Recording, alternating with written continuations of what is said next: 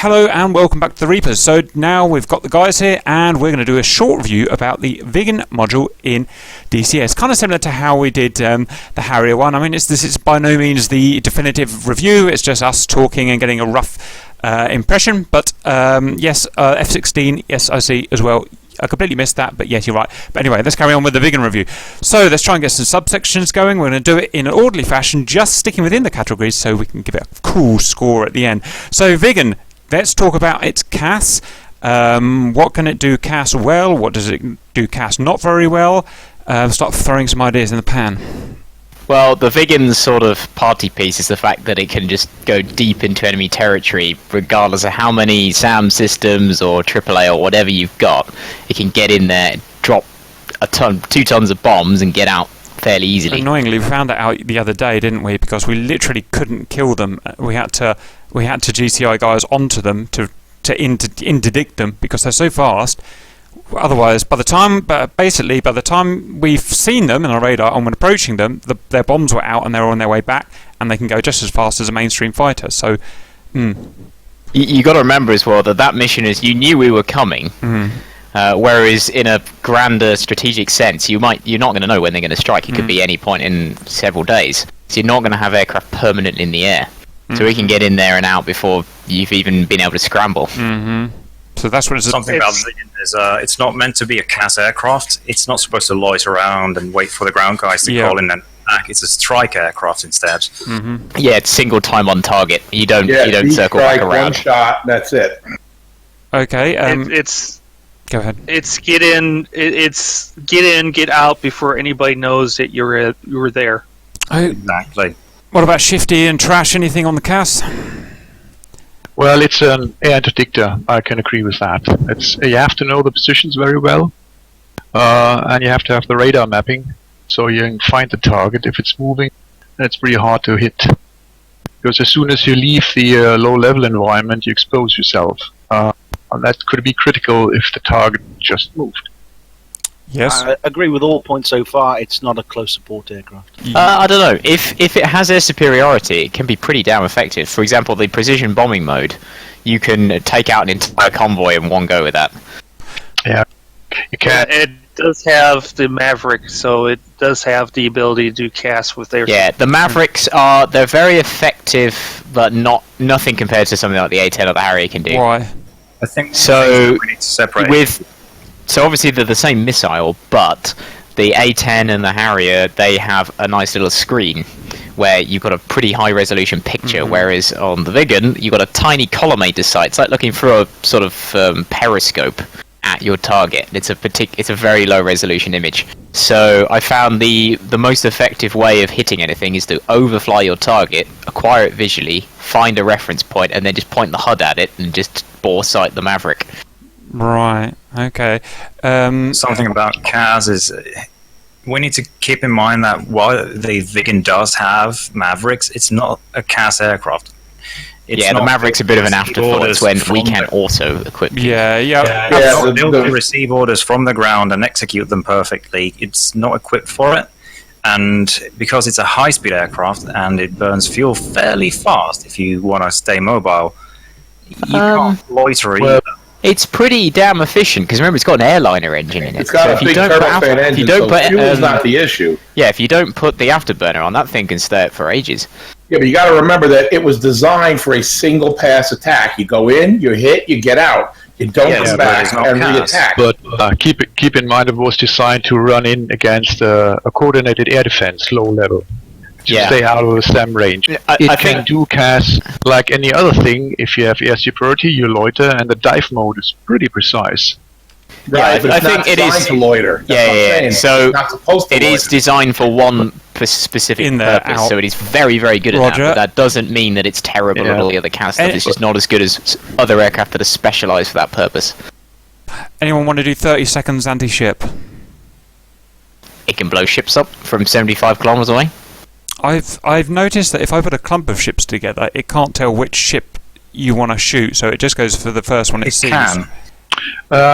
No. Yeah, so you can't target specific ships with basically you point it in the right direction and the missiles have their own radar and it's just going to find a ship and randomly that's pick a one. problem, guys, because ships go around in big bundles, so you don't want to shoot the civilians. Correct me if I'm wrong. Most of the anti-ship missiles are like that. Even the Harpoon is like that. Well, It just gets whatever's in front of it when it turns its seeker on.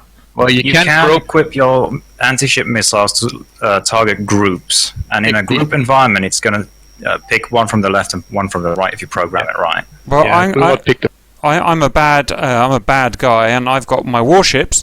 I'm sending my 10 warships out, and I'm going to put a boat full of refugees in the middle of there, and that means you couldn't shoot at it because your Viggen missile might accidentally hit the boat with refugees. So there's a problem. I said there's a problem there. You can't. Yeah, but you've got to remember it's not designed for a foe who's going to stick a load of refugees in amongst their fleet. It's designed to basically kill the Russians. That's just designed to kill a landing force. Isn't there a missile that actually Just defeated the system. you can maneuver? Tomahawk does. So that's from 10 kilometers away, which is not the kind of standoff. No. I mean, if you wanted to hit the ships from that kind of range, you just fly over a load of dumb bombs. You use Mavericks from that range, right? You know. Or Mavericks, yeah. Okay, guys. Sorry, thank you very much, but we're out of time on the cast. We've got a good sense there. I know these categories are complete bullshit, but they are fun, and we do like using planes for what they're not meant for because it's fun and it works things. So cast, got to get it something, got to get it between 1 and 10, where an A10 is basically 10 because it can destroy anything. Where do we put it? Just throw numbers at me, and I'll just go in the middle. What kind of context do we? So what we say? So we say 1 is a C5 Galaxy. It can't do any cast at all. An A10C is a 10 out of 10 because it can do all the casts in the world. I know technically it can't do anti-ship, but if I want something destroyed on the ground, I'm always going to call an A10 in because it can just kill everything really easily and take a lot of damage. Well, if there were subcategories for this, the thing it's designed for 10 out of 10. But obviously, hang on. I'm just. But yeah, considering the fact that it's not as good as the kind of stuff the A10 would do, probably a 7. Yeah. Anyone else? That's a support of 7. It's a good all-around attack aircraft. It's designed for surgical strikes, but in the seat, well, in a cast roll, it's a disadvantage. Okay, cool. It's just a bit of fun. So 7, that's the Grim Reaper's score. Cap, no, yes, I'm fully aware it's not a fighter, but we use it as a fighter because we're silly billies. So the most we can score is 5 because it's a short range only. But let's talk about what is it like to fly in air-to-air, like against Harriers or against F5s? If you compare it to sort of the F5 MiG-21, because I think we did have a PvP fight a while back, it's a lot more dangerous because it's extremely lethal, remarkably so, but if you make a mistake it will kill you. I think the most casualties I had in that PvP match was me pulling too many Gs and it exploding. Roger. Yeah, and the engine dying on you. It's for the third generation genre we have for this game right now. I would rate it around 8 or 9 because of its speed, similar to the 21. Yeah, it is remarkably good. It's a boom and zoomer, not a yank and banker. Yes. I wouldn't give it a 2. Keep in mind what we have is the ground attack version, not the fighter version, and it also depends on which missiles you carry. If you just have the 2 outboard pilots, you're basically trapped to the rear quadrant. If you have the innermost pilots, you're a bit more flexible.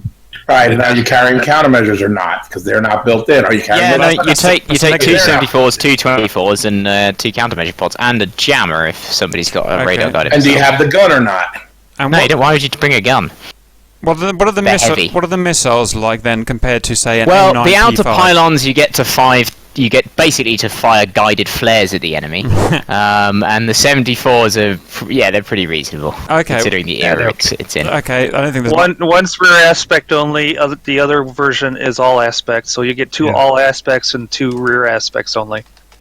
Okay, so I'm hearing it's a bit lethal to yourself in combat, which is difficult because you don't want to be worrying about dying. You want an F-15, which is really easy. To fly in combat and in dogfights, for instance. So we can score it between 1 and 5. You can't go 5 because it doesn't have a proper air-to-air radar. Where a 5, we rated the Harrier a 5 because that's about as good as you can get air-to-air, short range, visibility, manoeuvrability, everything. So I'm feeling this is 3-ish from what you're saying, but hit me with numbers. It's your choice at the end of the night. I'm thinking 4. 2? Yeah. 3.5. Give it a 3. What Shifty's saying. 2. Said no gun. The problem is it's a context, because dogfighter. if you whack it up against an F-15, it's clearly I a know, 0. but But it if doesn't- you put it up But if against you whack it its up foe, against it's- warbirds, it can almost hold its ground. Okay. Warbirds is a complicated issue, but Well, the point is, if you hold it up against, well, that's a if you put it against its peers, then it's pretty solid. we've It's probably done- even better than the no, F5. isn't it? Okay, no way. that'll do, guys. The F5 versus the MiG-21. Just If it had a more clarify. reliable engine, I'd give it a 4. But with that engine the way it is, I think can't probably really somewhere move between it. a 3 and a 4 sounds like. Caps the Does it have consensus. the option to? All right, guys, come on. So I've heard all the Well, way you could put a between. gun pile. I've heard all the way between 2 and 4. So let's go for 3. It's fine. It's good enough. Seed. It can't do seed as far as I'm aware. Is that right? It can't do guided seed, but you got to remember it's designed for surgical strikes, I know. and the jammer pod it can carry is pretty damn good. You could easily get straight into an enemy SAMnet and just drop high drag bombs on the target. So But we also have a disadvantage that the EW in the game is now currently at its. yeah, we noticed it was Well, having a problem. In my experiments, I was flying just in an enemy SAMnet with the jammer off. They fired some missiles at me. Turned it on. I saw 4 explosions because they just lost track. Interesting. So it's pretty good, and the fact that you can fly at 10 meters above the ground, and even without the jammer pod, they still can't touch you. But you take your jammer pods and you lose half your weapons. Yeah, but if you're only hitting a small, Yeah, it depends on what you're going after. If it's a air-to-air, single target, doesn't matter. SAM site even. You can make a first patrol with the Elint pod and save the position of the radar source. Yeah, you can do. Unfortunately, it didn't seem to work last time I checked it. Probably a bug in 1.5. But yeah, you can fly around and it will identify where the enemy SAM So it systems does have are. speed on its side. The speed is useful against SAMs, as we've found out. It's just not SU-25 sit at 70 kilometers away and there the target's fire. We've got to give it. You have to work it as a team. Yeah, I mean that's fine. I'll allow working in teams. That's fine. So we've got it's bullshit, but we've got to score it between 1 and 10, and SU-25 being 10. Harry, I think we scored at 6 because we were struggling with the sidearms. We're struggling to really. No, I think we bucked at 4. We were just struggling to kill anything really seed-wise in the Harriers, and we determined it just wasn't a seed aircraft. And it sounds like it's similar to this, and it sounds 4 to 5-ish. Anyone got any complaints? I might. To be honest, I haven't actually done any. Anti-SAM bombing. Well, we have. We did it the other day, Blood. We were trying to kill Rolands and we couldn't. Yeah, alright, so the short-range SAMs, it struggles against, but we haven't done any, attacking SA-11 sites or what have you. Copy. That's fine. I would rate it as a 5. It's a good all-around aircraft. I feel like it might be a 6, but we need to test that, so probably a 5 for the moment. And the bias from Blood is unreal. Yeah, it is, isn't it? I have to compensate for it. Thinking he could be a salesman for the South crew. He should be a He's probably an agent. He's probably an agent. Picture this. I think of this plane as like the actual missile on the Su-25. It's like this is the anti-radiation missile. So imagine an Su-25 with 2 Viggens under its wings, and you fire them off, and they go after the radar site. Well, I love the Viggen, but in the seed roll, I wouldn't even give it a 2. The one thing also, I feel like it's something we need to test. We haven't tested it. All It could be terrible. It could be a 2, as Shifty says, but I have a feeling it might be good. Okay, well, at the end of the day, we're doing this for fun, and we have to go with what's on our plate, what's in front of us. So it's somewhere between 2 and 6, what I've heard. And what's that, 4? There's 4 in the middle? 4 is in the middle. 4, yeah. That'll do. Cockpit. So, when we say cockpit, it's how easy is the cockpit layout to use? How easy are the dials to use? Has it got MFDs? How are they easy to use? What's the visibility like? Can I see when a bogey's behind me? Can I see it when it's down and on the left? Like an A10, really good visibility. Well, I think so. So let's rate the cockpit out of 10 and let's justify, talk about the controls and all that. Till means on, and what's the off? Yeah, knowing a little bit of Swedish does help, but Yes, the tooltips, that's okay. And there's Till an and English from. cockpit mod. Visibility is very bad. Yeah, rear visibility is awful. I've been in so many dogfights where I've not known I've been in a dogfight because you just can't see. That is important. So, like the F5 shit rear. I think as far as realism and the feel of the cockpit itself, it's excellent. If this category was on how good a job Leatherneck have done, it'd be a 10. Well, we can throw it's one of the best cockpits I've ever sat in. I've only been in it once. Realistically. Every sound, every light, everything is like so quality. Well, I know, the it sound feels, engine it is feels like one of the best fantastic. cockpits I've ever been well, in. I'm happy to throw that in the mix as Except well. it's in Swedish. There's nothing better than the canopy opening and closing the Yes. wide. It sounds so good. I was talking to Ford about it yesterday. I was like, wow, that's a good canopy sound. What about the screens and the dials? Because they're important when you're looking around. You've got to have dials. Yeah, all the steam gauges are pretty clear. Has it got a HUD? You have backups of. Is it- It does have a HUD. The HUD is something that is very clever, but you have no idea what it's telling you until you use it a bit. It's not like the Harrier or the F-15 where everything is with letters. It's all with cunning symbology that's very confusing at first. I would Things say are laid out nicely. I would say the Viggen, how they Very built ergonomic. it, and that is transition from the mechanical to the computer age in aircraft. Well, it's the Because first aircraft with a nothing- flight computer. Nothing puts out there they have in the Apollo style computer, navigation computer, where you type a code in just like you did in the Apollo spacecraft. Okay. You stick in the Sega cartridge. But it's ergonomically designed. I mean, it's the way you have the radar, but the RWR around it, and then you've got all the symbology right there in front of you. You don't have to look all over the cockpit trying to look at different gauges and things. That's It's all good. right Yeah, in front of you. there's lots of other cunning features you don't notice at first. For example, the RWR, it just flashes a light depending which direction it's coming from, but it makes different sounds depending on what Right. kind of radar is tracking you. Very ergonomic.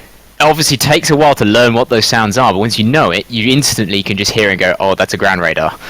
Okay, fine. Also, another nice thing about the cockpit is the throttle settings. You can hear a click every time, and it has that afterburner indicator in the Right. Yeah, I just fly it on the clicks now. So to summarise, cockpit visibility bad, realism good, ergonomic good, and it has some cool features. So let's go 1 to 10. I don't know what you would want to put as a 10. Is like I don't know. You guys tell me at the end of the day, but you've got to give me a number because that's your job. So give me a number. 8. Ooh. We have Yeah, no that's- reference points for this, but an 8. Yeah. Next person. Well, we have. We also have a talked good about reference point because of the fidelity that like the A10C has. This is up there at that stage. I Yeah. go We for also- 8.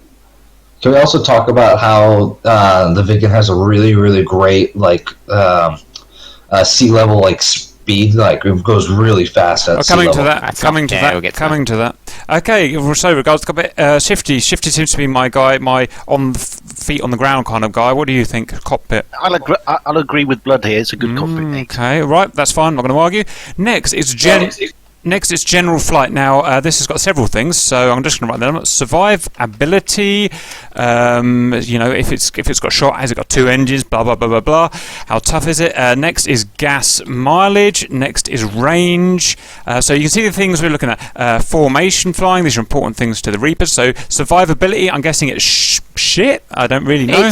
It can be. I mean, it depends where you get hit. If you get one through the engine, that's it. You're done. But it can take quite a few through the wings without any trouble. Yes. You also have to be careful when in a dogfight. You can turn pretty well for about 180 degrees, and beyond that, you have to really worry about compressor stalling and killing the engine. Yeah, you get this Yeah. loud bang on the side of the aircraft. It's quite scary. So that's a bad thing. So if I'm in an F-15, I can't compressor stall it because it can't be done. But so that's a bad thing. So survivability average. What do we call that? I mean, is this survivability just by being hit? Because obviously Yeah, it's very yeah, survivable in that that's it what I can be meant. 10 meters off the So ground. 10 out of 10 is an A10. You get your whole engine shot off. It'll just fly back 1,000 miles. So it's somewhere between 1 and 10 basically. But it sounds just average. It's got 1 engine. Yeah, it's probably about fine. You can It's compare a advantages. plane from the 60s against a F-15. You don't compare it. Yes, we with do, a Fortunero, F1, we do, compare because with an F5, compare with another thing. Not a. But remember what we're doing. We're not looking at historical. We're not trying to be Bill Gunston doing historical comparisons. What we're doing is just a rough guide for buyers who want to spend their $70 and want to know what a plane can do, who don't know anything about planes. That's what we're doing here. So, but we haven't got time to argue because we've only got 11 minutes. So range. Okay, good unless you use the afterburner, in which case terrible. Well, like all aircraft, you have to watch your fuel supply. You have to plan for it. May I say And even in Afterburner, it does better than some of the other planes do. Trash wants to talk. survivability have been cut out. As it can land on unimproved strips, has a thrust reverser, you can really get it out of the restrike from the other guys. So it's quite survivable because aircraft is most of the time on the ground. Okay. Think about that. Understood. That's true. Yep. That actually comes in the next category, but yep, that's cool. We'll do that. Range. Give me a number with range, guys. To be honest, I've no idea because I've never found myself running out of fuel.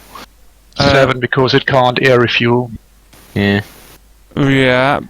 But I mean, a 10 is. Come on, guys. What goes a long way? Is it an 8? Oh, an 810 is definitely that a 10. That can go 5,000 miles or something. That would go forever.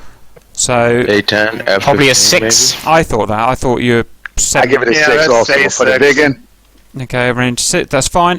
Now, is gas mileage, is that a thing, or do we want to ignore that? It's like when you put the burners on. How bad is it on an F-15? It's you can watch the needle go down. Yeah, I thought it might be a bit like that. I'm not sure how relevant the gas gauge turns into a second meter as you watch the burn. So we did a test on this, and it's slightly slower to drain than it is to fuel.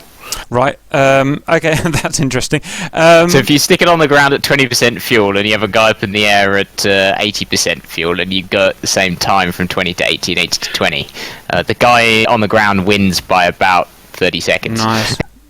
Keep in mind, once you have accelerated to 0.8, 0.9, it holds it quite well without the burners, depending on what load you have.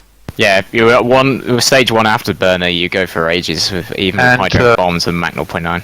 And you have to check the profile. If it's low, low, low, for every aircraft, it sucks a lot of fuel, most likely, but if you can high, low, high it probably goes much further. Roger. But you also got to remember, it's a delta wing designed to stay at supersonic speeds. That's where its efficiency is at. Roger. Okay, guys, we've got to cut that off. Formation flying. It's important to the Reapers, and other guys might want to do formation flying. What's it like where an F-15 is, you could do it one-handed. It's literally so easy. So that would be a 10 or high. What's it like? What's the air brake like? How does it decelerate into formation flying? How does it handle? How does it trim? Again, just give me a quick... So what I've found is it's very bad for formation flying with other aircraft, particularly A-10, something that's slow. But with other Viggens, where you're going at a similar high speed, it's fantastic. Because then the air brake will actually do something. Because at the kind of speeds an A-10 goes, it does nothing. I agree. Hot button cap. Yeah, completely agree. Trying to follow Harriers or A-10s, it's not very good. But with the fast stuff, easy to play in formation. Spock is an extremely good co-pilot. Roger. And you've got a come on, brain. You've got an autopilot, haven't you? Yeah, the autopilot's very good. Okay, so the last things we've covered: survivability, range, formation, and they all come under one thing, which is general flight. And you've got to score it between 1 and 10. So somehow you've got to give me something between 1 and 10 with all those things. So survivability was average, range was average, formation was worked out about average. Yes, it's good with fast, but bad with slow. So it's average. So give me a general flight score out of 10. Go. This is for everything. For survivability, range, and formation flying. 7. I'd say a 5. I would have to say 7. I've heard 5 to 7. I'll give it a 7. Any advances? Tony, you got the Viggen. Yeah, I'm just slightly concerned that there are some votes here for people who haven't flown the damn thing. They will do. They will do. No one will be voting who's not got it. I have all the aircraft. Yeah, but have you really flown it? I have flown it. Thing is, blood. This is for newbies as well, because it's I suppose I'm trying to factor everyone in here because there'll be 11-year-olds playing DCS, so we've got to. I'm fine with it. Sorry, go ahead. If you want a challenging aircraft, the Viggen is your guy. It's easy to fly, difficult to master. I was just about to say that. I've literally just picked it up in the last 7 days. I've done a few flights with it, nothing online yet. I find, compared to the other aircraft I fly, the Harrier, the A-10, various other bits and bobs, F-15, it's very easy to jump in and fly. It's much nicer cockpit than some of the other aircraft, although the layout of the cockpit can lead you to be looking for switches and buttons on takeoff because some of them are hidden underneath sort of ledges and things like that. But otherwise, it's really nice. Even though it's a Swiss cockpit, it's easy to actually get to grips with it and go through. Swedish cockpit. It's easy enough to understand that the switches are either on, off, or half. There's only a couple of the words you need to learn before you understand exactly what it's telling you. Haven't used it in anger properly yet, but the one thing that stands out for me against any other ground combat aircraft that I use is it seems to be a one-hit wonder. You kind of fly out to your target, you drop your ammo, and you go back to base. A lot of the other aircraft in DCS allow you to loiter and sort of pick your targets and pick multiple targets. Okay, guys, that'll do. I've heard 5 to 7, and all I do is go in between what you guys say, so I'm happy with the 6. So let's do that. And it's all for fun anyway, and I'm sure no one's going to listen to us. Next one, my favourite category, go anywhere ability. So, for instance, a Huey is 10 because it can literally go anywhere. You can land it on the tip of a railing of a bridge, you can land it anywhere. So it's got maximum go anywhere ability. The F-15 can only go on pre-prepared, extremely long, straight runways, so that's a 1 or a 2 or something. So where does the thing, and Harry, I think we rated it 8 because it can go pretty much anywhere, but it's not perfect because the engine cuts out sometimes or whatever. So we've got to have a talk about that. Well, it certainly can't land as quickly as the Harrier, but yeah, it's not far off sometimes. Because if you can pretty much stall it into the ground, whack the thrust reverser on, and you stop at 200 meters. Okay. It has the ability to land on unprepared strips. That's the thing. Yeah. Well, we almost landed it. We had a good try. We were landing on an aircraft carrier, and we almost got it. We just tipped off the end at the last minute. So yeah, it seems suspiciously bouncy on the carrier. It might be because of bad physics. Bad physics. So you can go not anywhere, but you can land in non-runways, so you can land on roads and short roads and stuff like that. Yep. And although it doesn't seem to be working in multiplayer at the moment, single player you can do the Viggen ground cruise. So for missions you can land on a strip, have a team of vehicles there to rearm you. So that's quite good. Well, okay, so what do you think, guys? This is a quick one. 7 out of 10, 6 or 7 out of 10. I don't think we can rate above the Harrier. So yeah, 7. 7 it is. That's easy. And the last category, chaps, I've completely forgotten. So do you want to think of a category quickly? What party tricks? Hang on, let me just think. We've done CAS, CAPC, the 3 main. Survivability. Done survivability. We've factored that in general. We've done the cockpit. We've done the go anywhere ability. Got 4 minutes. Fun factor. Yeah, okay, why not? That's what people are spending their money on. Go on then. Fun factor, hit me. Awesome fun. Particularly the kind of mission it's designed for, as we discussed, the deep strike mission. Fantastic fun. Yeah, get you out of the box of the A10. It's a very different look on the attack method. Yeah, suddenly SAMs aren't a thing you avoid; they're things you fly straight over the top of. It's a really big target. So it's got a couple of unique things that other aircraft in the game don't have, i.e. long-range anti-ship and the reverse thrusters. Agreed. Cool. Okay. Oh, and you got to also remember the BK-90 cluster munition guided bombs. Yeah, which unfortunately doesn't work in multiplayer. It's just an enormous bomb. Now. But what in multiplayer? And ground radar. Multiplayer now. Oh. And I assume not in release. Probably not. It won't be. They won't bother. Why would they bother? It is a lot of fun. It's really easy to fly. Anyway, sorry guys, I do have to push on. Right, so fun factor. Give me something between 1 and 10. Go. 9. 9. Yeah, 9. I like the way it shoots down airplanes with a Maverick. Yeah, that's pretty sick. That is hilarious. That's a party piece. All right. 10 out of 10 fun factor. It makes a great target. and to all your folks out there, the DCS sale is still on, and it's currently at $29.99. Oh, call me a salesman. Okay, guys, and the last question is we have to ask them all. What's the price? Is it 60 or 70 normally? Can you remember? 60. Okay, guys, and you have to ask: is it worth $60? Yep. But I'm biased. For instance, we said the Harrier wasn't. I would have bought it at full price. We said the Harrier was not worth 70. So sorry, I keep interrupting. Go ahead. Yeah. Shifty would say buy it in a sale. Buy it in the sale, but the question is it worth 60, Shifty? I bought it in a sale. I think so.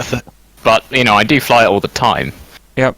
Depends if it kind of captures your imagination or not. Or I would say yes, buy it at 60 because the developers of it did absolutely the best job they did on it. I mean, not finished yet either. Yeah, it's still being developed, and it's in a pretty much finished state now. Yeah, the Viggen is finished, but they're adding the dagger, aren't they? Right. Well, it's still listed as early access. Okay, guys, the score. I've added the scores up, and out of 70, wow, this is an amazing coincidence, but out of 70, it scored 44. The Harrier scored 44.5. Would you buy it for $60? We said yes, essentially because of the fun factor and the cool cockpit. Let's see what that is as a percentage, because we're cool like that. A 62% that scored rather than the 63% or something of the Harrier. So that's a pretty good score. Disclaimer, this is a bit of fun. Don't take it too seriously. We're just doing a rough review. Anyone, any parting thoughts in 30 seconds?